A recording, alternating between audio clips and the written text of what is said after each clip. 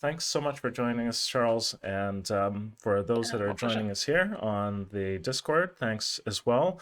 And so, yeah, we're in for a special treat because basically, the topic of dialogue does not get a lot of attention, and it should because, as we know, dialogue is king. So it's great to have Charles join us. I'll let you give a background of yourself, and basically, this is run by the School of Video Game Audio, and we do those. We're trying to do them every month or so, and bring in people from our community, basically grads at this point, to talk to our community, and then also our extended game audio community about game audio topics, and give people a resource in which they can ask questions to the experts directly. So yeah, here's Charles. Cheers. Hey, yeah, my name's Charles Pateman. I'm a senior voice designer here at Massive Entertainment in Sweden. I've been working audio for 17 years. The last 6 of those have been in games. Yeah, having made that transition, like you know, I'm a very happy boy. It's a very very collaborative medium, way more so than music or film. So um, yeah, it's wonderful being able to make something at the same time as everyone else and collaborate with all these different disciplines, all these wonderfully talented people, and yeah, uh, you know that's like the special sauce in games for me. I mean, as far as voice goes, been it's been an interest for a very long time. I love cartoons, and a big part of cartoons is the voice acting. Um, and yeah, I guess digging more and more into it. We're all subconscious experts in voice, and we know when something's wrong, although we might not know why. Um, and in a lot of ways, like game dialogue, still frontier territory. We're still kind of figuring out how to do it. We're creating fantastic assets and amazing performances, and there's wonderful voice direction and editorial and mastering and so forth. But still kind of figuring out how to do the implementation side of things, how to make it feel cinematic and how to make it flawless, or near flawless. Um, so yeah, there's lots to do, and if you're of a an enterprising mindset, then it's a good place to be. Yeah, so I know, career-wise, Mm-hmm. left school with a music tech course, worked as a landscape gardener. Um, Obviously started applying for every audio job under the sun and interviewed for a couple and was finally successful and got an audio engineering job at a in-flight entertainment company. Mm-hmm. Um, and did that for a while whilst pretending to be a rock star in my spare time. Wow, what um, instrument did you yeah, play? I played upright bass Oh wow. and I sang. Mm-hmm. So yeah, that was it was good fun, but I wasn't really taking things all that seriously. And then yeah, got a bit bored. I ended up going to voiceover production there, working on pre-recorded announcements for airlines. Did enormous multi-language productions, and started. I'd done some independent films and realised I was maybe a little bit more technical than I thought I was. I thought it was stupid, but Hmm. maybe not quite so stupid. Um, I thought, oh well, you know, maybe I could do games, and so I started working my way towards that. Mm-hmm. Um, did a School of Video Game Audio course Nice. where I learned a lot. Yeah, Cheers. that was awesome. Thanks so much. Yeah, it's great to um, have you. Cheers. yeah, um, and then managed to get voluntary redundancy with 11 years redundancy pay, and that set me up for my sort of a year of freelancing, a couple of contracts at Lionhead and Creative Assembly, some freelance work at OM UK working on game dialogue, and then Mm. ended up at Creative Assembly full time. Hmm. Um, yeah, So worked on OEM. Halo Wars 2 there, and mm, Oh, sorry. Yeah, OEM. It's is that Mark? yeah, it's Mark Estelle. Yeah, Yeah. And then did you do any work with sound cuts at all? I don't remember. yes, yes. And that's So with Adele, yeah. yeah, with the dull cutting. So yeah, Hmm. yeah. Backtracking a bit. Yeah, yeah. I'd been going to all the game audio meetups I could, and because I had an interest in voice and dialogue, I thought, well, I'll start going to some narrative design meetups, Hmm. and went to this one narrative meetup in London. It was run by Southbank, um, and I met Andy Walsh, who was then at Lionhead, and he introduced me to Adam Ritchie. Hmm. Um, and yeah, I got to know Adam really well. We're now colleagues again, Hmm. which is cool. Hmm. But yeah, Adele was looking for a 3-month contract junior sound designer, and Adam uh, messaged her and said, there's a guy I know. Would you be interested? And so submitted an application, did an interview, and did a test, and I passed. So I Hmm. got the gig. Nice. Um, yeah, that was good. Yeah, I know Adele from indirectly, I guess, from EA. I used to work at EA. I started there, well, Mm, in the mid 90s, and then she was just a basically like a rising star there throughout the Harry Potter series. And yeah, then yeah, she basically just took her skills and continued with her own company, Sound Cuts, which is, yeah, similarly powerhouse company within sort of yeah. Going contracting from for doing strength to audio. strength. Yeah. hmm Um, yeah, I think she finished up at EA as senior audio director, Hmm. didn't she? And Yeah. then yeah, um, yeah, now she's yeah, doing really well. Got her own Yeah. studio facilities now and everything. Yeah, and Mark is still working with his dialogue work. Is that correct? Yeah, yeah, Hmm. yeah, absolutely. Learned a ton of stuff from Art and Adele. Hmm. Um, but yeah, so OM's still going strong. Hmm. Um, yeah. Yeah. Well, and I guess to transition, like now that you're, you know, working with, it's interesting. It is a small circle, so you do sort of leave a company, and then sometimes either you come back to the same people, or like in my case, I worked at EA for a while, and then I worked at a company called Mm, Black Box, and then EA bought out Black Box. So it's like, right. so sometimes it's there. It's just such a very small scene there. So yeah, now that you're working at Massive, how are things there? What's been your sort of start and your transition to where you are now?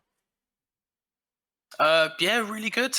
Yeah. I mean, I was uh, applied for the job here earlier this year, and I was really happy where I was, but also, I'd spent 35 years in the southeast of England and was kind of itching to get abroad, and Mm-hmm. yeah, Massive was that opportunity. And yeah, like everyone here is really lovely.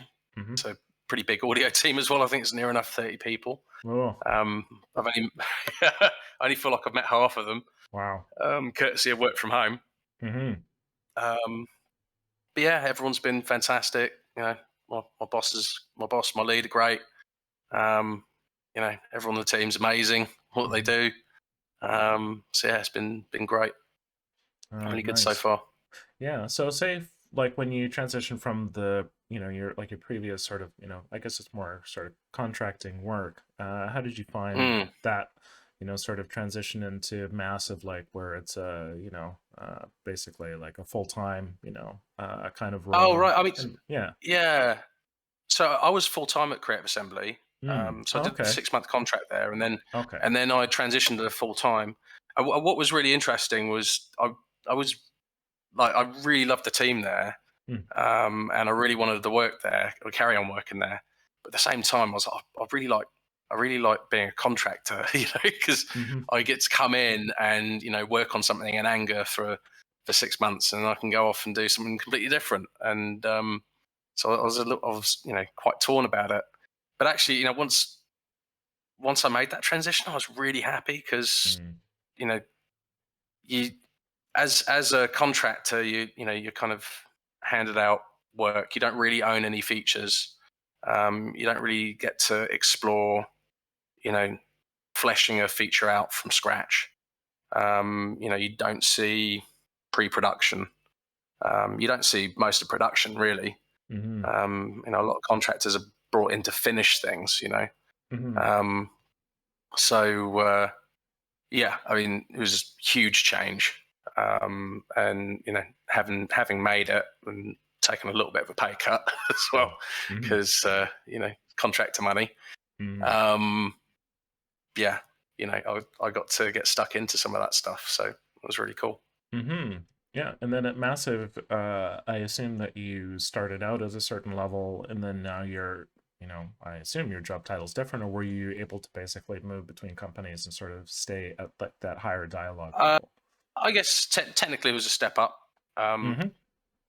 so I was a sound designer at Creative Assembly, Mhm. um, and they were looking for a senior voice designer here at Massive, and accrued a lot of experience in voice and dialogue broadly over my time in games. I was I always ended up, even when I was a sound designer, I always ended up getting tasked with it because I was actually quite keen to do it.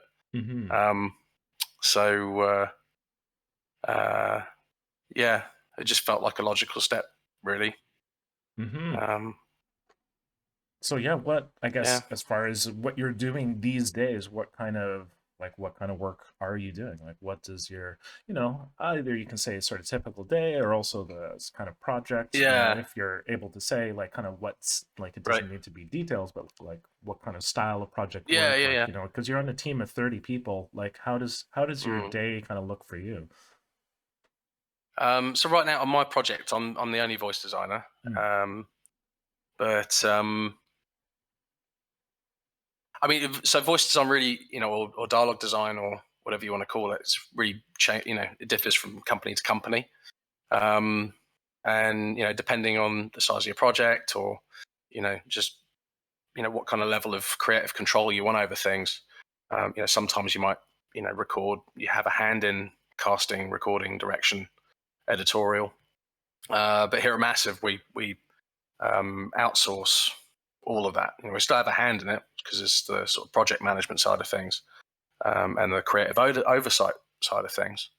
But it's outsourced. And I think it's safe to say a majority of companies, AAA companies, do that. They'll Mm-hmm. outsource the production. Um, so my day, um, depends on the day. There's a lot of spinning plates. This is Mm-hmm. very much um, a uh, a multitasking kind of job, which is funny because I'm not a great multitasker. Mm-hmm. I like I like focus. Mm-hmm. Um, so there's a lot of changing gears, um, and it can get for someone who doesn't like multitasking, it can wear you down a little bit in a busy week. But it's still very varied, and still find focus periods. But yeah, there's the sort of project management side of things, prototyping, design work. And when I say design work, I don't mean vocal design, although that is a thing we do and we do in house. But designing not only the systems, but also what sorts of content you want to record, how you organize it, and then how you trigger it and how you manage the inevitable onslaught of things which want to speak at the same time, Mm-hmm. and then shape that, cut all the noise out and shape that into something which feels designed, which feels like it was edited together at runtime, much the same way we build systems that mix games at runtime, in real time. Um, we want to create dialogue systems which handle placement and pacing um, at runtime, and do it Mm-hmm. contextually and in greater detail than just what the game state is or what the player state is, but also in terms of like the context of who has just spoken, what sort of things have just happened. Or Mm-hmm. maybe, even greater than that, you could look at, what music cues have triggered lately or what sound effects are triggered lately. Mm-hmm. Um, there's lots of, yeah, it's an enormous, creative potential in that, from my perspective. It's not Yeah. just a technical, I've got to implement all the all Mm-hmm. the voice files now, and there's 100,000 of them. And then I've got to do localization. Mm-hmm. Yeah, there's a lot more to it than just that. Yeah, so you're looking at, like you say, around 100,000 files, which is a lot of data management. And then I assume, say five-ish languages that you're localizing to. I'm not I exactly mean, sure. it really depends on Depends on on the the project. project, but I Okay. mean, yeah, AAA games will scale from 20,000 lines all the way up to, I think. Correct me, I may be completely wrong on this, but I think Red Dead 2 shipped with an insane amount of dialogue, and they Mm-hmm. didn't even localize it. I think it was like 500,000 files or something. Wow. Yeah, so they just did text localization. Mm-hmm. Yeah, I don't even want to think about how much that would have cost, how much time it would have taken to localize 500,000 files. Oh my. Yeah, Um, that's a lot of files. yeah. Well, and imagine the systems design that went into that. Yeah. There's a lot of work in it, and it shows. You Mm-hmm. know, um, Red Dead 2 is one of the least fatiguing um, dialogue treatments out there, Mm-hmm. and it's really engrossing. It never feels old, even when you're hearing things again. It doesn't feel Mm-hmm. old. Mm-hmm. There's craft behind that. There's design behind that. It's a lot of So yeah. work, yeah. And I guess that's sort of a primary challenge for you. And I mean, you can't Mm. necessarily talk entirely about the tech that you're using, but I assume with AAA games that obviously there's off-the-shelf middleware stuff that whatever companies use to drive the files, but then usually the context system needs to be done sort of bespoke, right? Yes. Yeah. Mm-hmm. Absolutely. Yeah. So I think it's safe to say. I mean, this is coming from someone who hasn't really used Fmod, Mm-hmm. but I think it's safe to say Wise is probably, as far as middleware goes, is the best option. And the reason it's the best option is it has a feature called external sources, which are incredibly useful if you don't want to have, like Red Dead 2. I can guarantee you was done with. I'm not sure if they even use Wise, but Mm-hmm. it will have been a similar thing in their own audio layer. If they don't use Wise, I can't remember, but they will have done a similar thing, because you don't want to have. Can you imagine a hierarchy with even 20,000 files? I mean, that would be insane. Yeah. It would be a nightmare to manage. Yeah. And mix, because someone's got to mix this. Mm-hmm. So much better to have a handful of objects, which you got events which point to an external source object, and then you can play back any file you like with that event Mm-hmm. um, through that object. So Yeah. that's 100% a necessity. Mm-hmm. Um, and then you're going to need a system in the game engine, which takes in various triggers and various variables at different scopes, because you might have it might be a state, or a team state, or a player state, um, and then what's their health, and all sorts of things. Mm-hmm. Who are they looking at? There's all sorts of behavioral logic when you get to NPCs. Um, you want to be able to trigger that stuff. You want to have cooldown systems. Mm-hmm. Um, then you want something to do with the actual like request management. So we call them moderators, Mm-hmm. which handle who can speak and when. And then hopefully by the time it hits Wise, it's in pretty good shape, Mhm. and then you're just making the final mix adjustments in Yeah. Wise. But yeah, I I try and think about it as being upstream, downstream. Wise is downstream, and the further upstream you get to where the triggers are, and then in between you've got cooldowns, and then you hit the moderator, and then you hit Wise. Mhm. Um, and then beyond that, you've got a text. You're going to need a text database, Mhm. and hopefully that text database will have some dialogue asset management features.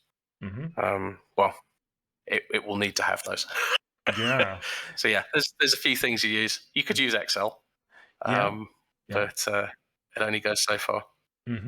Yeah. I know that with Fmod you can do what's called programmer sounds and allows you to basically put a Mm. spreadsheet in, and you can kind of do that Okay. in Unreal. You can basically Mm. jam like a spreadsheet in as well, but Wise at least does have like a thin sort of dynamic dialogue system, which is kind of helpful. Plus the localization Yeah. system that they have in there is quite helpful Hmm. because it was built from the ground up Yeah. to support that. Whereas I think in Fmod it's a little bit trickier. It's a bit sort of closer to the metal with Fmod. And Hmm. also sort of honestly the marketing around Fmod is typically being for sort of more independent, sort of smaller kind of projects. But it is possible, but you would have to do sort of more of it on your own. And I think for Rockstar, I think they use the AMP system, so Right. they have their own proprietary thing that they've built up over the years that Yeah. Yeah. where they can do a fair amount of like real time synthesis, which is not that useful for dialogue, say, but you can do sort of visual scripting stuff within that, which might be useful for Hmm. effects and things like that. So if you're doing Hmm. the context system, do you, I mean, once again, you can talk about previous projects that are that are not in production, but like, do But the you last 3 years of my work are under NDA.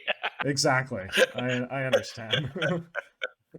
That's so I guess how do you from a personal standpoint, say maybe Mm. irrespective of the project, how do you sort of see the split between like maybe like like hardcore more C++ coding versus like visual scripting versus like some sort Mm. of sort of moving blocks around kind of scripting kind of thing, like there's different programming languages like that that are sort of that Mm. have been made for that specific domain, or I don't know, even maybe something like Python, or all the way down to where you don't have like you don't have a lot of sort of actual sort of behavioral control, but like in a spreadsheet sort of format. Where do you see like how do you split those apart within your own brain as far as doing the implementation, and which one do you kind of like? How do you decide sort of like what kind of how you realize the behavior that you'd like, and what kind of techniques work for you Right. as a dialogue like designer? Yeah. Okay. So, I mean, ideally, um, I'd say ideally we wouldn't have to do anything other than um, maybe a little bit of visual scripting Hmm. where we plug in some hooks, some triggers, um, or maybe do a little bit of scripting to um, pass through a variable or something to the dialogue system. Hmm. Um, I think it's really important we have that ability, so we're not as reliant on other disciplines, including coders, to get get our people shouting and screaming in the game. Hmm. Um, but I think ideally, it's a lot like I see designers work. You want to be working in some sort of data, um, you know database or of some sort, where you can tune values, swap out which external source event is used, adjust priorities, which Hmm. um, which the moderators would use, um, adjust cooldowns, and then how you handle the cooldowns. Like ideally, you'd have that split so you can selectively listen to or set or apply a cooldown, and at different scopes. So ideally that would all be in one place, and you Hmm. can go through and make minor adjustments and tune the whole thing. I don't know, I guess it has it's fair in common with some aspects of like game design in that respect. Hmm. Um, but that's where the bulk of the work would be done, and then you'd have a few places where some global values were set, like defaults and um, spaces. Some another one's delays. Hmm. Um, you know that comes with the trigger. Like often it's just the timing or something um, at the initial triggering. And Hmm. then ideally further down the chain, when you get to the moderators, you've got some kind of pacing adjustments. So there's delays added there. Especially where there's queuing and interruption. You want to kind of break things up a little bit so it's intelligible. Hmm. I guess that's Um, yeah. does that answer your question? Yeah, no, It's a bit of a it does. ramble. It does because we're, and we can't do a case study, which is fine. Mm, But I'm sort of like just sort of picking apart a little bit. I'm interested to mm, see how you take and work from a design perspective. Like, oh, I want to have the dialogue influenced by whatever the music engine as well, and how you mm, can pull those variables in. So it sounds like you would work a lot more with, say, the game audio coder to both expose those, but then also bring those into the tool rather than be just like, oh, I'm yeah, just exposing those, and then you have to figure out a way to yeah, contextually use those. It's more like you're looking at a like a more hands-on, like whatever coding approach, not yeah. for you, but with someone else to basically get all that data in so that you're not sort of like creating all your own Mm. individual routines. Does that sound about right? Because I mean, you have a team of 30, so it Yeah, does make sense that you yeah, no, sort of absolutely. Like we're only as powerful as the programmers who Hmm. hold our yeah Hmm. um, or enormous weight over there. There's only usually a handful of these incredibly talented people Yeah. tending to this enormous herd of noisy sound designers and voice designers who all want Hmm. their features last Tuesday. Yeah. Yeah.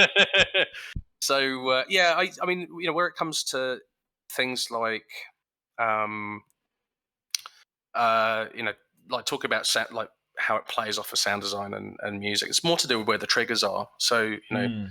we're not usually, there may probably be projects out there where it's like actually we want to really tie this to what the music's doing and Hmm.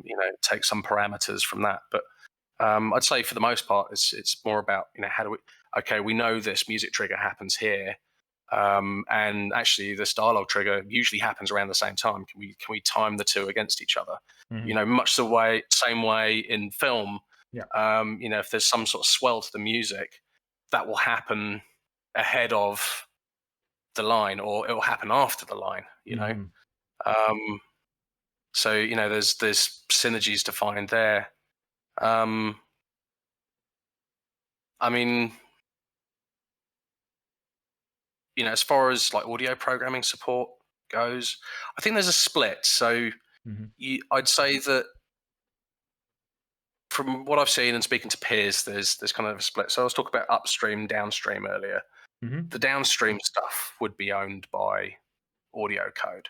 Hmm. So you'd have anything to do with playback management, like the moderators I was talking about, Hmm. um, down to wise side stuff. That would be audio code. Anything pipeline related would be audio code. But then anything that's kind of triggers and cooldowns, um, those things would necessarily involve gameplay programmers, Mm. usually AI programmers. Hmm. who have a vested interest in dialogue because dialogue makes their stuff sound smarter. Yeah. Um, so they're usually, bristling with ideas, and they Hmm. want dialogue to call out every cool thing that their AI design does. Um, so yeah, lots of help, and it can be quite broad as well. Hmm. Certainly, my last job, um, I'm pretty sure every single programmer on the team helped me one way or another to Hmm. a greater or lesser extent. There's one guy I worked with, um, you know, pretty much solidly for 2 years on the dialogue system, who was a gameplay programmer, and everyone else seemed to pitch in now and then when it came to hooks or providing values to contextualize those triggers. Hmm. Yeah, no, that's cool. So I guess on that technical-ish kind of note, and also just sort of the way that, sort of, in a sense, the way that the design works in, like you say, that spectrum from top down. I mean, that's sort of a design thing that gets used as well, where usually the bottom is sort of more like the, hardware kind of thing, whereas you get more conceptual, Hmm. sort of like thinking where, you've got more of the clouds and sort of the stuff that one works as like aesthetic and all those kind of things, Mm, on sort of on the top end of that. So yeah, that is kind of that's it's a design paradigm that often gets used just across the board, either top right. down, bottom up, or sort of merging those two. So it's good to sort of, yeah, talk in those terms, because those are, yeah, not only existing sort of like I don't know, paradigms, but then it's also something that it's interesting to hear how you work with it with dialogue, because it can be different, say, for music design, or also obviously Mm, for sound design or technical sound design, and for obviously for games in this case. So I think what we'll do is we'll open up our chat here. So for the folks that are joining us, thanks for listening so far, and I'll probably continue to ask questions and stuff as well. But if you head over to the live event chat, there is another sort of thread there, and so you can ask questions there. So we've got okay, we've got Abhishek. He's typing away. Oh my gosh. It's like when you're on the, I don't know, I guess I whatever. Anyways, either Slack, Discord, whatever flavor of thing you use, it's always just like so and so is typing. There are many people typing. It's just like, it's coming in. So Abhishek says thanks. He's working on a sports game and designing commentary awesome. system. So any cool Oh man. tips or tricks for a commentary system for sports? Oh, I wish I had any. Honestly, I would have I would have talked to you. I've never Yeah. touched a commentary system, and I mean, sports games come with, like, there's commentary systems. Those are so cool. Mhm. Um, and there's I I mean, I do have a thought. I don't know whether this is going to be useful at all, but I mean, there's the systems I've heard seem to like lean into the cadence, those kind of broken cadences that commentators work in. Um, and that I think the good ones tend, and I think this is true of a lot of Bark systems actually. I think the good ones tend to focus on like single clause lines, right, and then Mhm. stitching those together. Mhm. I think one of the worst things you can do is, especially with Barks, is have multiple clauses. Makes the lines longer. It makes them more recognizable. So that variant, Mhm. and every time you hear it, you're like, oh, it's that variant. The Mhm. shorter it gets, the less memorable it becomes. Um, and the more easily you can contextualize it. But I mean, the cadence that commentators speak in is, I think that's definitely something I'd lean into. Beyond that, I have absolutely no clue. Really Mhm. sorry, but yeah, I'd love to talk to you. Yeah. So I guess. And then there's a crowd system as well. Like, I'd love to have a go at a sports crowd system. I think that'd be great. I've been Yeah. really enjoying the um,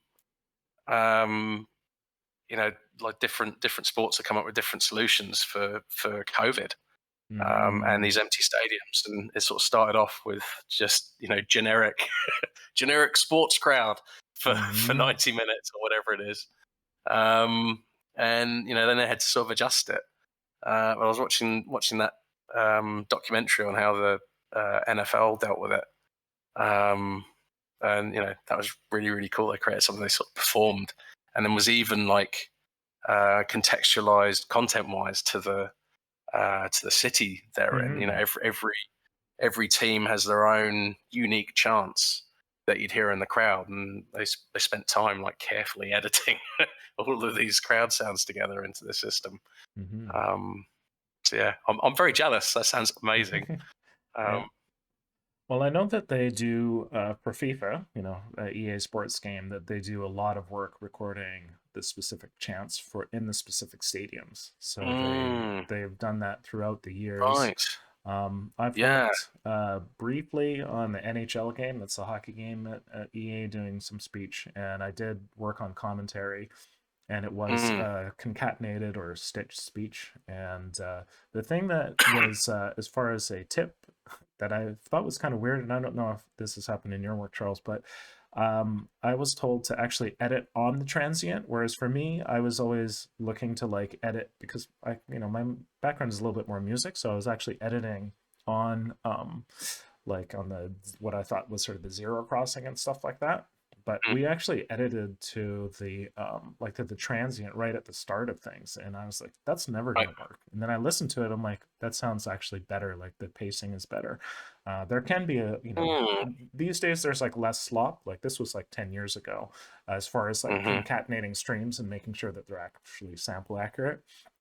But yeah, I will say that the uh, the context system for a commentary system can be incredibly complex because you can have multiple commentators, you can have interrupts. The same thing as all the speech stuff that we're talking about with your work as well, is that it tends to be quite complex. So I simply don't have a lot of uh, I don't know, tips to give there, except probably just a high level tip, and to always, like on the technical side, it's important, but more so, like you say, like keeping things short and keeping things so that hmm they sound like natural and not annoying is kind of like the underline probably there.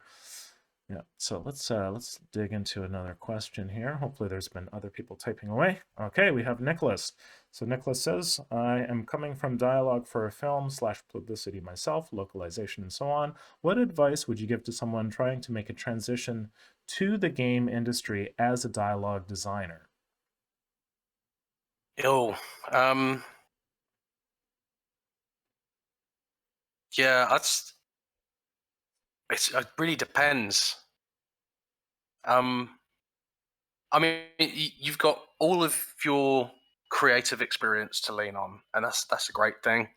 Um, and folks are going to want that for sure. Um, I think the biggest challenge is like getting your first kind of exposure to game development. Um, I know teams ultimately want, um, prefer like someone who's got some experience using Perforce in anger, because you can't just download it and go, oh, I can use Perforce now. Hmm. You don't really know. I tried Yeah. Yeah. when I was trying to make the transition myself. Hmm. Why is this a little bit easier? Because you've obviously got School of Video Game Audio, but you've also got the projects that come with um, that you can access through Wise, download, and you can tinker about with that. Um, yeah, I guess just keep learning. If you've got your voice chops down, in terms of production, editorial, mastering, um, then I'd start investing in getting to grips with implementation. I think the challenge for anyone trying to break into game audio is just getting the first couple of credits, Hmm. um, or demonstrating that they've worked on a project. Um, and I certainly talking to people who are hiring managers in this industry. Everyone's kind of looking for an excuse to get someone into the pool, because the pool of qualified or near qualified candidates is so small. So maybe look for a mod that needs some dialogue, and figure out how to do that, Yeah, and you know, that provide dialogue mhm, for it's not going to pay you any money, but mhm, it might just get you some experience you can talk about on top of if you've done like film or TV or anything, people are totally going to take note of that. So that's absolutely to your advantage. But yeah, I absolutely invest time in learning about the sort of systemic, the implementation side of things, because presentation is king. mhm. um yeah. Yeah, actually, that's a great segue because Nicholas is already taking classes with us, so he's joined us and he's made dialogue his focus. Awesome. And so yeah, Charles, you and I were sort of collaborating. It might be a long term Yes. kind of thing. But I Yeah. think that Nicholas might actually be interested in this, and we can't make any promises. But anyways, I think that the project that you and I are working on together slowly, because we have many things to chew on as well. But Yeah. maybe if you can give a little bit of background to Nicholas on sort of what our plans are, anyways.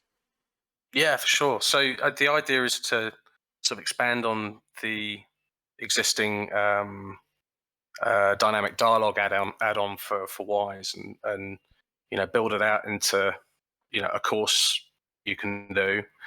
Um, we've got a friend of mine who's a writer, and she's building out a script and a world. Something creatively you can build on. You can totally make some random assets for something, but it's especially for what we do, it's important to have like a world background, a style and tone that influences your creative decisions. And even though that's established in a narrative sense, like there are so many different ways you can carve it. Um, yeah, and it's just trying to figure out how to make something that's reasonably manageable. Um, Hmm. that will provide the recordings for. Um, and you can you could just do the implementation. It could just be an implementation exercise. How do I get this stuff working? How do I make it sound good? How do I make it feel good? The pacing thing. Um, how do I eliminate all the bugs? You could just do it as an implementation side thing, but we'll also provide the raw recordings. Hmm. So you could edit, master, do the vocal design for all this stuff, and then I'm trying to make sure we're trying to make sure we're sort of covering as many bases as well. Like we've got player dialogue and NPC dialogue. We've got the voiceover, the sort of voice of God, your Hmm. off-screen helper, Yeah. that sort of thing. And then not just English but also French, or I think we're definitely going with French Hmm. for a localized language. And then on top of that, constructed languages, which Hmm. is something you're highly likely to come across. Um, uh, yeah, my former colleagues on Total War could totally attest for that. Ros there worked on some awesome stuff for Lizard Man and Beast Man, and she actually created, built out a constructed language, um, and yeah, it's a thing, Hmm. and it's potentially your job as well. So yeah, you could totally just re-record that stuff and re-edit that stuff and say, look, I've created a constructed language. Hmm. But yeah, something that you can kind of dig into creatively, or just like technical thing. Yeah. Um, and So yeah. I guess for me, like, big part of that is, so people keep asking me, like, how do I actually practice this, and how do I get a reel? Hmm. And I'm hoping this kind of answers that question, or at least provides an option. Hmm. So yeah, we're using the 3D game kit, so it's a nice looking game, which is nice. It's small.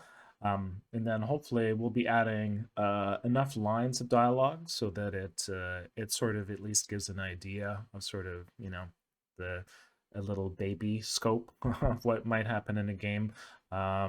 The notion of sort of perforce or subversion or get might also be included in there. I haven't done that with the school yet.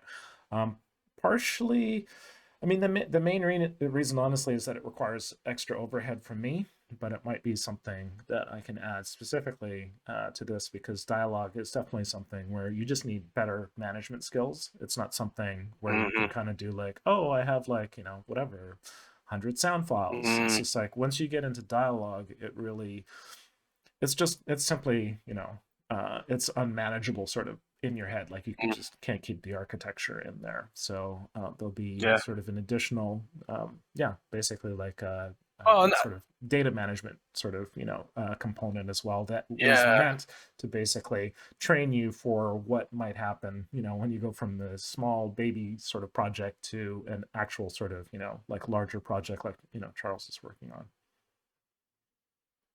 It gets actually a really good idea too, because that's version control. Hmm. Um, and like I was saying, I think hiring managers are looking for, it doesn't have to be Perforce. It could be Git. Hmm. You know, I know how to use version control. I mean, they work quite differently, but they achieve the same goal, Hmm. which is allow multiple people to work on the same thing. Hmm. Yeah, so that's sort of our, I guess, slight reveal in the Q&A here. Hmm. But yeah, that unfortunately we can't guarantee sort of the ship date to that, because you know, it's meant to be an ongoing thing as well. So we might do sort of soft launch it, and the folks that are present here are obviously interested. So you can ask about it in the Discord, and we can keep you informed as far as the progress. Um, and yeah, obviously one of the main things is to allow for Charles to be able to you know get a larger pool for his company, and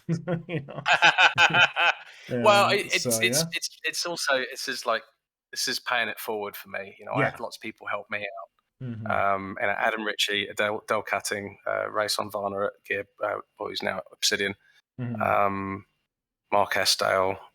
You know, so many people have helped me out and given Mhm. me advice, and we're not training as many, and we're not training people. Everyone's looking for senior and mid level dialogue designers and voice designers, Mhm. um, but we're not training people Yeah. um, to fill those positions. So hopefully this will help kind of fill that out a bit. Mhm. Yeah, and we are looking for a voice designer at the moment, so Mhm. we have a position open. Nice.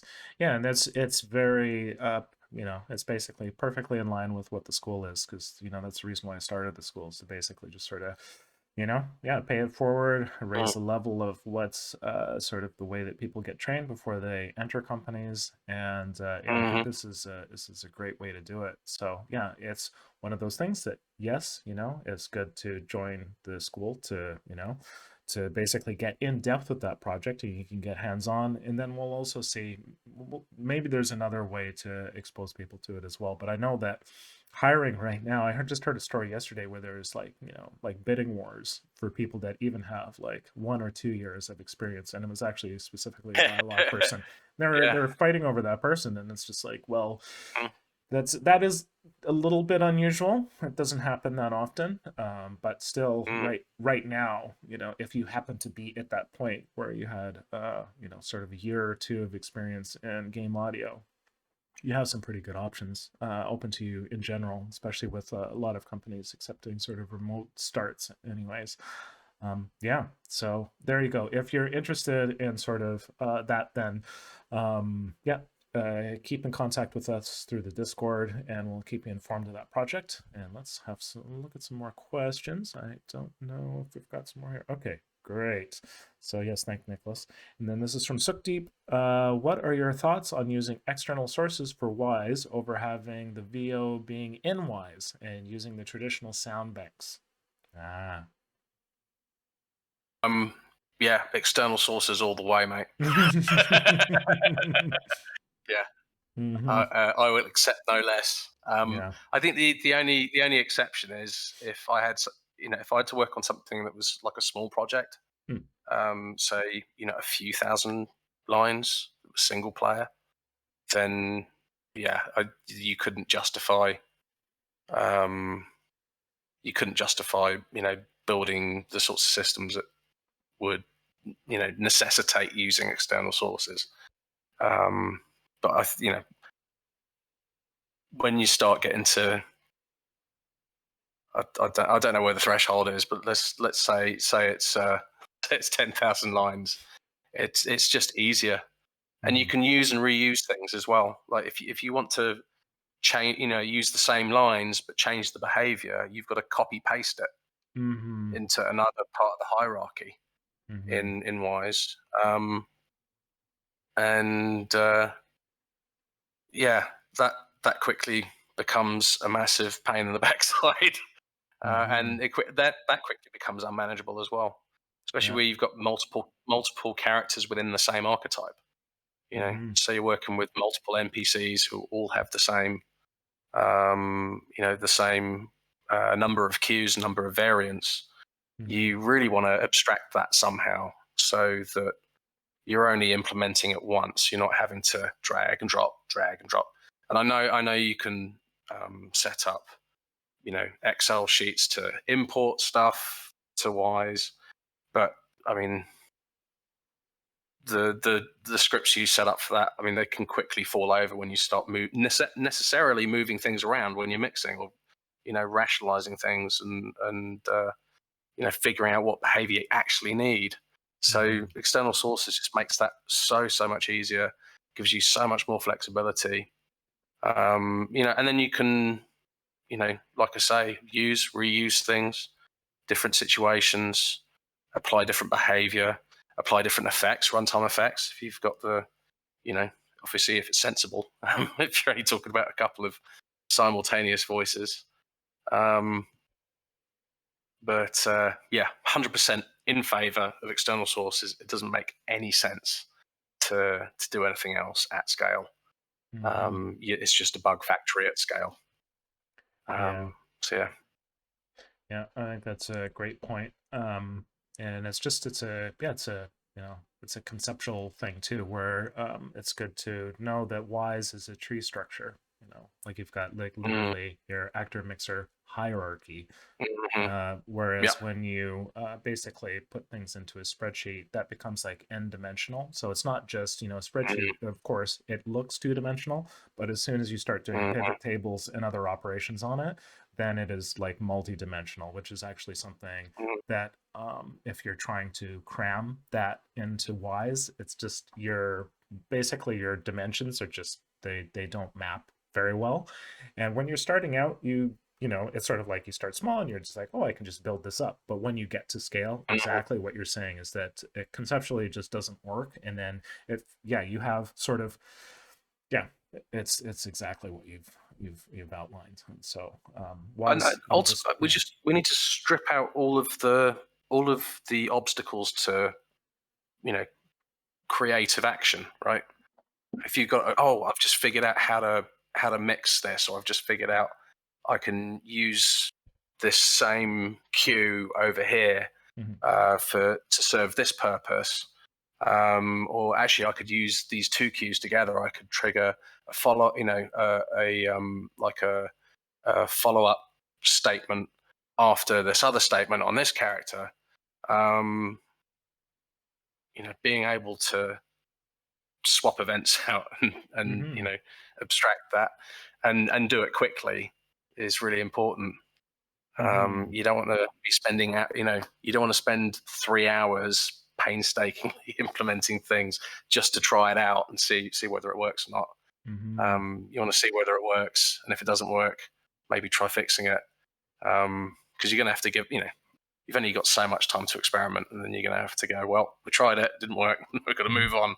Yeah. Um, I guess that's a good question that I am personally curious about. Is that like on that workflow, basically like iteration time? So how like are you able to basically like in a like a runtime scripting approach be able to sort of tweak behaviors, like say if you're listening to the npcs talking and one of them interrupts themselves and then like you have like I don't know some sort of feedback loop where there's like simply like the moderator is just making it so that you've got like this sort of like three npcs where they keep interrupting themselves and it's just like okay, are you able Mm, to change that kind of like response like at runtime, or is it something where you need to sort of like basically change it at the code layer? Say like, how do you like what's the difference of being able to make design changes at runtime while playing the game versus like things that are more sort of compile time changes? right. Um, I guess it depends on the engine you've got. Mm-hmm. So I've worked with Unreal, Mm-hmm. and that was a pain in the backside Yeah. because you'd have to quit out the game and then make your changes Mm-hmm. and then build your changes, run the game, and the loop.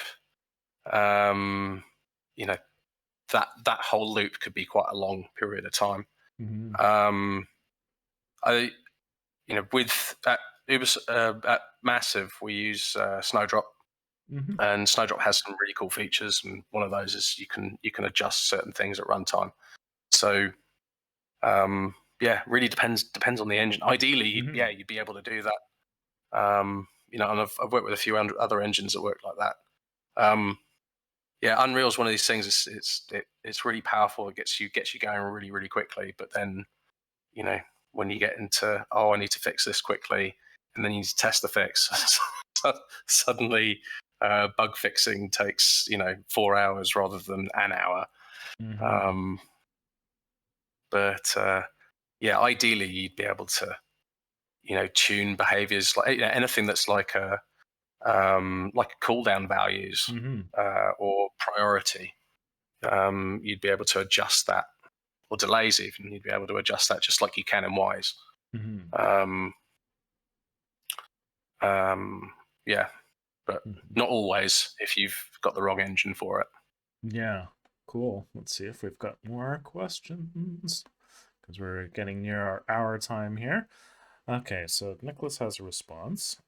He's found very little information about implementing or processing for dialogue. It seems that we Mm. VO folks are hiding under a rock. Okay, so question being, talking about voice design, what plugins or methods do you like to try? So, for example, dehumanizer for monsters. What is your sort of plug-in approach for when you're doing creative, I guess, dialogue work? Um, yeah, that's a good question. I mean, in terms of staples, EQ and compressor, Yep. the most important things. De-esser. Um, that tends to be the bulk of it. But I mean, it really depends on like it's hard to say whether there are um, there's a suite of plugins that you couldn't live without. Hmm. I tend to go back to FabFilter a lot. I really like that suite of plugins. Um, but the sort of quote unquote creative plugins in there like Saturn and stuff, I don't necessarily use them all the time. The things I use all the time are compressor, EQ, de-esser, RX. There's a compressor called Power by audio, is it Sound Radix, Yeah, which is okay. amazing. It's really really cool, really useful for dialogue. It's got a very transparent leveler if you use it correctly.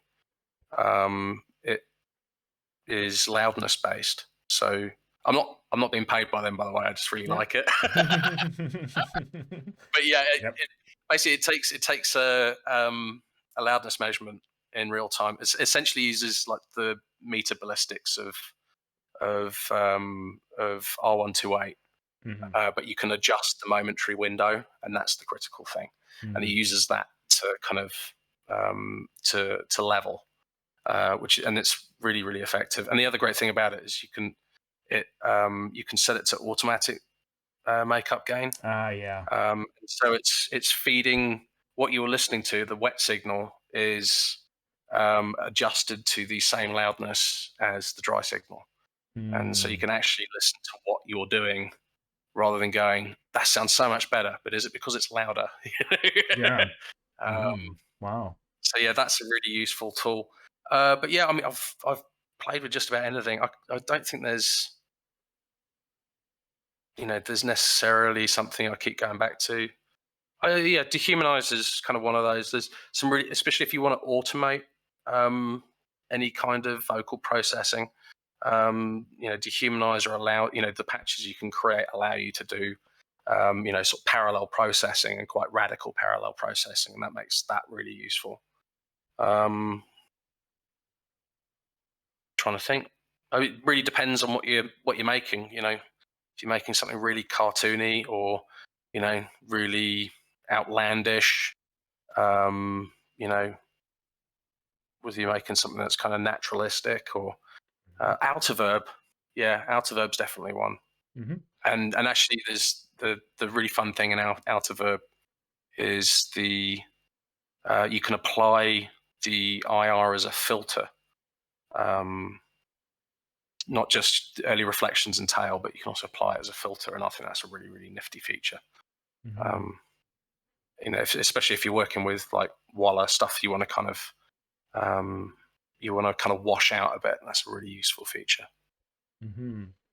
Yeah, I think a common sort of maybe misconception that students have is, we go through, it's just like, footsteps and then like monster sound. And for the monster sound, a lot of times people will be like, okay, I'm going to use my voice, but then I'm really going to process it. Like, use all these Mm, plugins and stuff. And it ends up being so soaked in, basically like pitch shift, which smears the yes. transients and it just tears out like any sort of performance. And so I Mm, often use that first project as an opportunity to say, like, a lot of the time, it's just good to think of the plugins as like spice. It's like you're adding it to the food. The performance is the food. That's like what we feed off of as yeah, listeners, and so it's, I think it's a that really that's, good way of putting it. oh, cheers. Yeah, Mm, I've found it to be quite, when you're starting out, it's quite common. Whereas for people that have worked in dialogue a lot longer, they're just like, people are like, oh my God, how did you make the sound of like that? And it's just like, actually, that was just the voice talent. They did this really crazy thing. yes. And we Yeah, recorded yeah, yeah. them with, a specific setup. And we just, basically Mm, it's just sort of, like you said, using EQ, a little bit of reverb, like just like, to bring that either odd or whatever that intensity is, so that it's like yeah. front forward, so that that's that emotional engagement that you have with the voice, rather than thinking like, I need to apply a lot of different things to like twist it so that it Mm, sounds like all whatever. So anyways, that's something that I've yeah. found, sort of just with the students anyways, that having it like even when they're doing the performance is just like make it intense, like, if you have Hmm. somebody that's like, whatever, like jumping up and down, like, as a Mm, person, like jump up and down, or if you're landing, like, put a backpack on, or whatever, and like, land, rather than yeah. trying to do it like, in front of the microphone, uh it doesn't Yeah. translate. So I guess that's a question I have, maybe, is that I Mm. know you don't necessarily do a lot of dialogue direction these days. But yeah, what are your thoughts sort of on that topic? On direction or on kind of Yeah, movement and performance? and performance, and sort of like, what the sort of core of like, how, yeah, like how, what you're looking for, like, emotively, like in the voice, like even when you're putting it through all these, like, thinking about all the stuff to do with cooldowns and stuff like that, like what are some things that you're really looking for, that you want to have sort of shine through at the end of your process?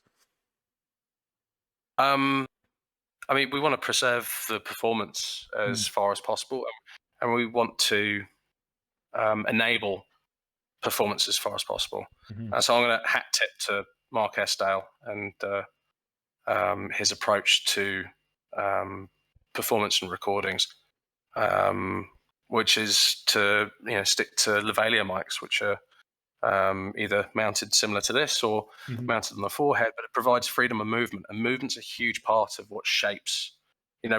We talk about um, you know vocal design and performance earlier, like that starts from diaphragm up.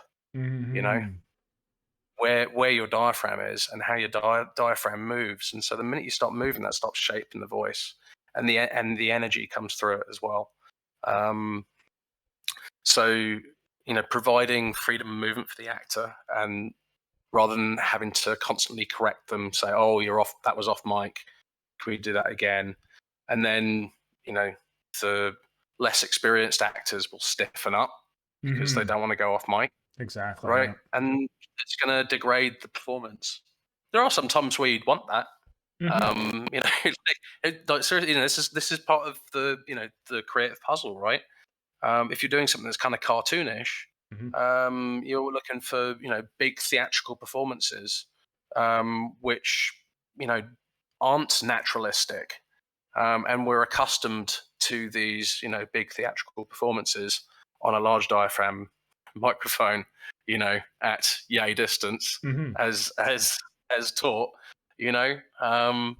And so you might want a little bit of not rigidity but kind of just staticness, Mm-hmm. you know. um but yeah, if you're going for anything dramatic, you want to unleash the actor. And then as far as direction goes, like, I've done voiceover direction, commercial voiceover direction. Mm-hmm. I've done Waller direction, and I've done some ADR and voice direction of kind of things more dramatic, but it's really not my area of expertise. Mm-hmm. And it's like it's like being really into one genre of music. I just whenever I've directed, I just lean towards really cartoonish performances because that's the stuff I really love. Yeah. And Mm-hmm. then that's where having a great voice director, and critically an actor's voice director, someone who has been an actor and understands their people, Mm-hmm. where where they come from, and what drives them, what motivates them. That's a really important thing for bedside manner, and bedside manner is a huge thing for not just voice direction, but for culture Mm-hmm. in the control room. Is we're there, as Mark Estelle taught myself and anyone else who worked at OM UK. We're there as the actors' support crew, Mm-hmm. you know, um, and we're there to make them comfortable and enable them to do good work. Oh, perfect. Uh, Nice. I'll see if there's more questions here. Oh my gosh. Okay. So, okay, so James, he has one question at the top here. What companies want to see a demo for dialogue design, and where could we pull material from? oh man, um, yeah. So this is kind of going back to yeah the the question Yeah, it's a I've been project. asked by a couple of people. How do I practice this? Mm-hmm. And what goes into a show reel? And the honest answer is I don't know. Mm-hmm. um, it's yeah, it's difficult because for sound designers, you can get some footage and you can redesign it from scratch. You can go and record stuff yourself and design. But for voice, I mean, you'd do ADR, wouldn't you, if you were doing that? And then who would you record? Would you just cast yourself in every role? It doesn't work. Mm-hmm. So we need to find some other way of doing it. I think the dialogue course we're making, I think that's part of the solution. But I Mm-hmm. think it's only part. I think we need something that's like doing a redesign, which isn't a redesign, Mm-hmm. but that's accessible, that people can show off their chops. Um, I'll let you know when I've figured that out. I need to Mm-hmm. go speak to a lot of my peers, Mm-hmm. but it is something I've been asking when I've had chats with colleagues and peers, and voice dialogue specialists, other voice and dialogue specialists. It's like, you know how do we build a show reel when you haven't worked on the game? Mm-hmm. Um, because people need to show off what they can do. Um, so yeah, I don't know the answer to that. I have Yeah. seen I have seen some interesting attempts at doing things. There's one person who did some really cool creative editorial, um, creating a constructed language out of animal calls. Mm. Um, and they were just little like projects, and like that's immediately interesting. It's like cool, I want to speak to this person. Mhm. Um, and then yeah, it's sort of difficult to show off in some Mhm. ways. And like especially let's say you did some dialogue editorial in a game. How do you show that off in a reel? Because you chew through 500 files a day, and you're not really sure which ones, especially if you're Mhm. editing everything, including the alts. And then how do you capture that footage to show it off in game, and how nicely edited that really long line was, where you judiciously used the breaths, and Mhm. actually you tightened up a little bit of pacing here because the actor paused too long, or actually you eliminated some of these non-verbal sounds because you wanted to make this character feel a little bit more um, a little bit more on task, more clipped, um, more in control. Mm. You know, I mean, that's something. Dialogue editorial isn't just a technical exercise. It's creative. Mhm.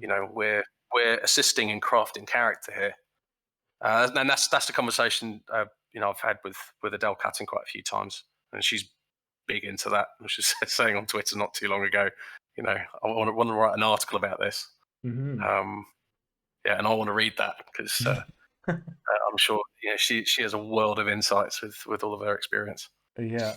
Yeah. No, I've enjoyed talking with her when I last time, I guess, I was at the AES in London, and I chatted with her Mm, a bit at the BAFTA place across the street from where it was, and yeah, she's just great. She's just very talented, and she just gets the job done. And it's nice mm, to hear her insights because she's also very clear on how she expresses herself as well. At least when we were chatting. 100%.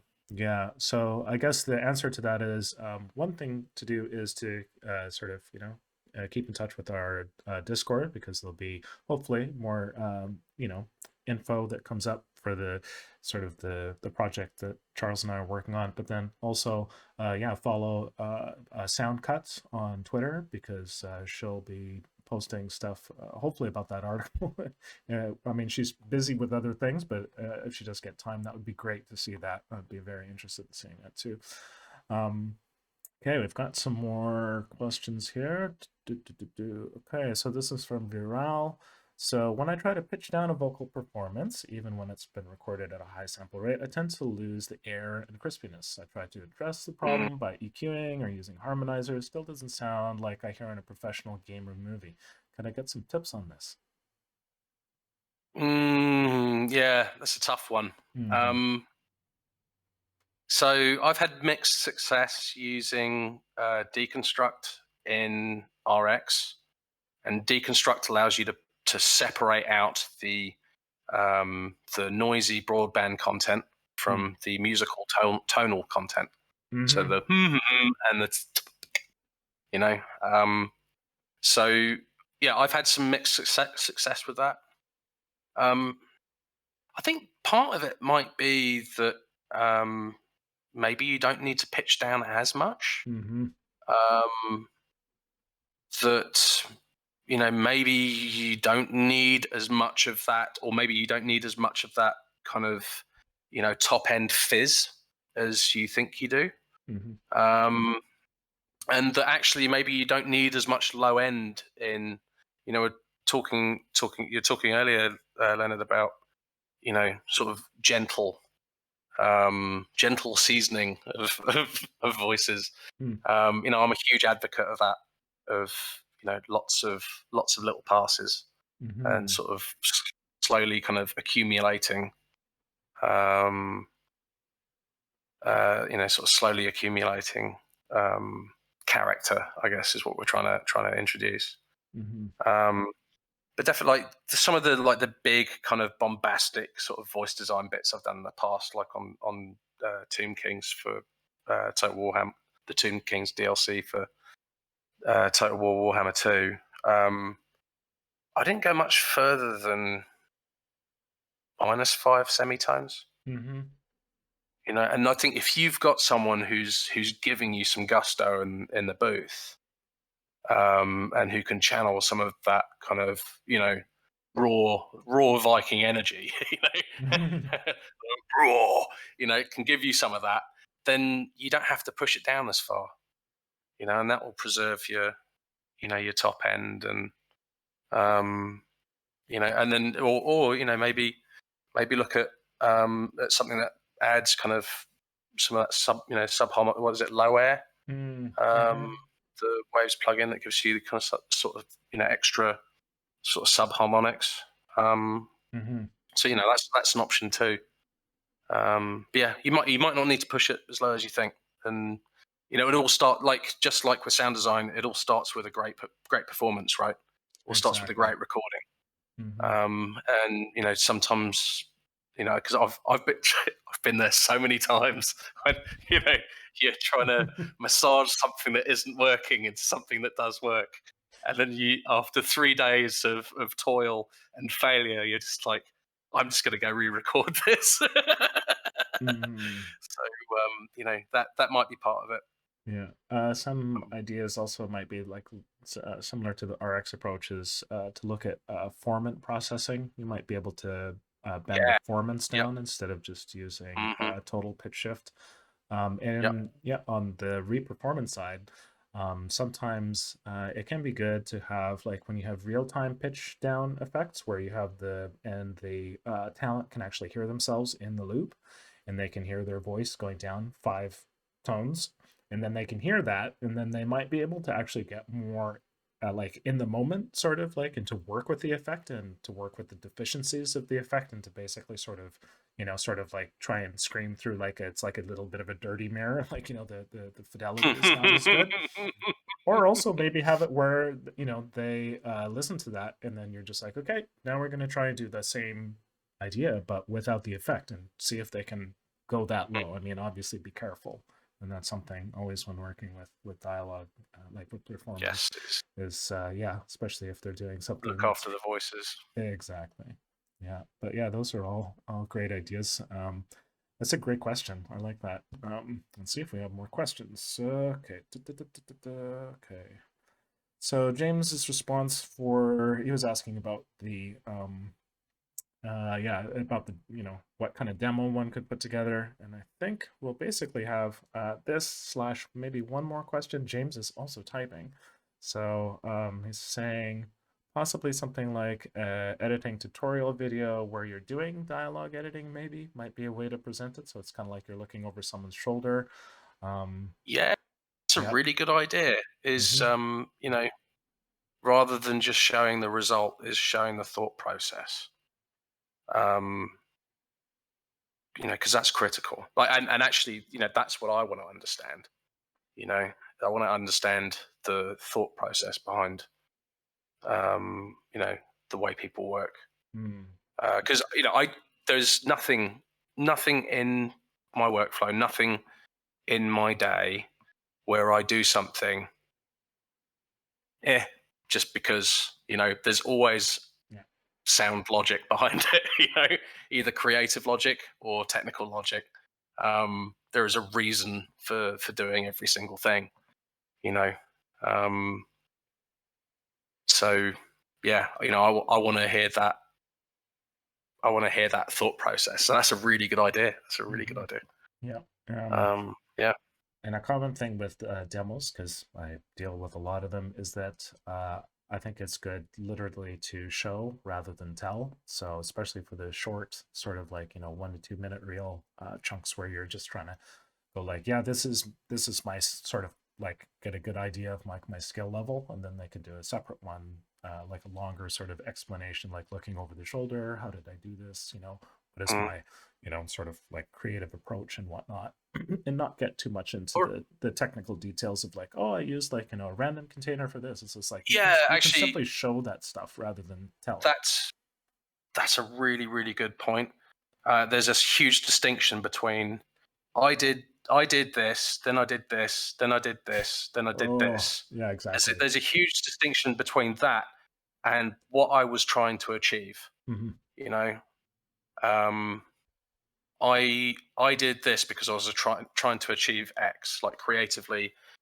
I'm trying to support the style and tone of the project I'm working on. And I'm trying to make this character sound confident, or I'm trying to help support this place where the character is, you know, under stress and has been under stress for a while. And these why I've made these decisions. Um, you want to spell out like why you're doing things, not just I tried this but it didn't work. It's like, well, you know why didn't it work? What were you trying to Hmm. achieve? Hmm. That's stuff I want to hear, is like how how you, how you're wielding voice creatively, because it's not just a technical exercise, and it's not just like, oh, I made cool. There's a huge distinction between like I made cool sounds and sound design. Hmm. And sound design is a lot of creative thinking like that. Is you know why does Call of Duty have the types of gunshots it has? Why doesn't it sound like Borderlands?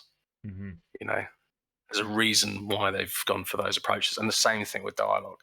Hmm. You know, um, stylistically, I do things a certain way. I'd master it a certain way. I'd edit it, or I'd want to edit it a certain way, depending on what I'm making. Um, you'll find like Borderlands probably has no breaths in it, Mm. and you'll probably find that Last of Us has all of them, Yeah. because one's trying to do something that's naturalistic, and one's completely bonkers. It's trying to do, it's a bit, it's like an outrageous cartoon, Hmm. and it's delivering on that.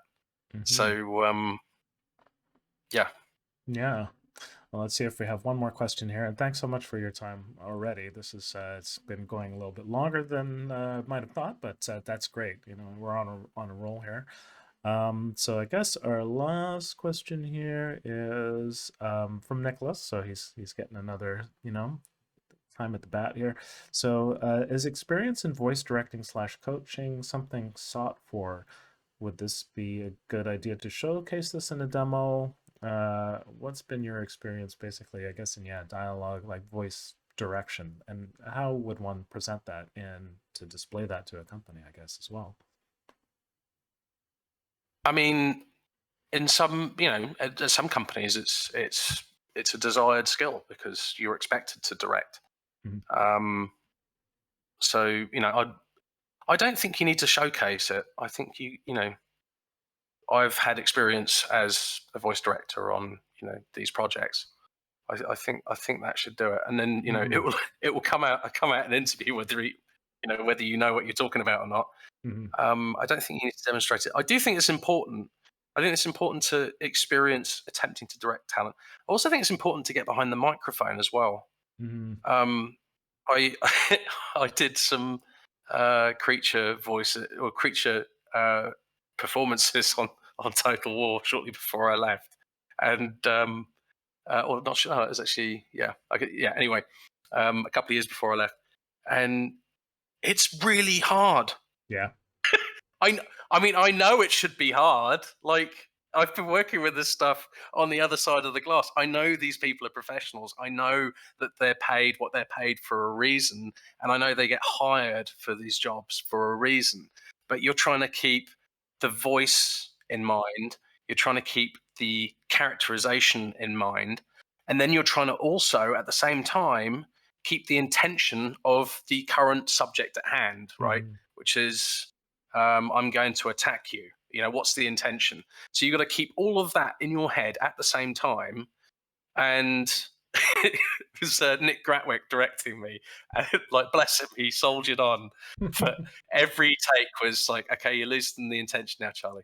And then the Yeah. next take was, "Okay, Charlie, you're losing the voice." And then the next take was, "Okay, Charlie, you're losing the character." It's hard, and Yeah. I that definitely gave me some insights. And actually, this year I signed up I signed up to some acting classes here in Sweden. Nice. Sort of part like try and meet some people, but also new city. I don't know anyone, Hmm. but also it's an opportunity to experience what actors are think or try and understand how actors work and what they're thinking, and um, try and anticipate their needs better, because the planning we do before the sessions, that's where this stuff becomes important. What does the voice director need? What does the actor need to do their level best? And the ideal session that I attend, neither myself nor the writer or narrative designer says a word, Hmm. because the actor has everything they need and Hmm. the voice director has everything they need, and they Yep. don't need us. And we can Yeah. just sit there and enjoy listening to two experts do their best. Exactly. This is very similar to sports, actually. I've done a bit of coaching in sports, and it is exactly, you can't go there on the field and do it for the players. And also, you don't want to Mm, be micromanaging. You don't want to be like, da, da, da, because then you're taking them out of the experience. It's just sort of a right. gentle guidance procedure where you're just like, okay, this one here, a little bit more of this, and then they're professionals. They'll do it, you know? Mhm. And really, the less you stick your fingers into the the carburetor while it's or the whatever you want to call it, like you don't want to get yourself into the engine while it's running if you can, Oh, for because sure. then you have to stop it, and then you start it up again, and then it's just like, anyways, yeah, it's a key thing as far as coaching. And I think yeah, your answer as well is great, to basically say, like, I think it's it comes through the, if you say that you did the coaching or the dialogue direction, and then you give an example of sort of what happened, the result of the session, then it should be fairly Mm. straightforward, if whatever, it's displaying the work that you And do and sort of then the quality of that. Yeah. you can talk about it, in interview. And Mm. I think the other, like, talk about not micromanaging. It's especially important with voice directors, Mm. and that everything goes through the voice director, and they communicate it to the talent. The Oh, last thing you want is, loads of contradicting views yeah. happening in the session. If you've hired a good voice director, they will understand your meaning and they will try and achieve it. Or they will even tell you that actually we can't do this and this is why. Hmm. You've asked for two contradictory things. um, Exactly. Yeah. Yeah. I've definitely been overruled at times, and Yeah. I'm happy for that, because Yeah. they're the experts. They do this every day. I don't. Hmm. Yeah, and it's nice having that single point of basically, like, intention and focus for the talent to work with somebody, rather than getting basically all these other people that are, and then it ends up, in the worst case, it could end up like basically art by committee, where you just have conflicting energies and viewpoints, and it just doesn't work. Yeah, Yeah. yeah, and you suck all the energy out of the room. And the actor slows down and maybe Yeah. even stops caring. So Yeah. Yeah. It's yeah. just makes their job more difficult, which you definitely don't want to do. Mm. So yeah, I think I'll double check to make sure that we don't have anything remaining here, but I think that is the last question. And yeah, we have definitely run a little bit over time, which is fine. Um, and yeah, thanks for your time. It's been great. I mean, it's Yeah, such a no problem. deep topic, so yeah. No, it is, and it's as broad and as deep as sound design or music. It really Hmm. is. It's not some grunt work that you get one person in the studio to take care of. Like, this is a big topic, and Hmm. it's more often than not poorly wielded because it's poorly understood. Hmm. So um, yeah, I've got a few links I'll drop in the chat as well, in Yeah. case anyone's interested. No, that sounds great. Books and talks. Hmm. So we can put that, maybe we'll put that into the general oh, actually, let's put it into the live one, the live event chat.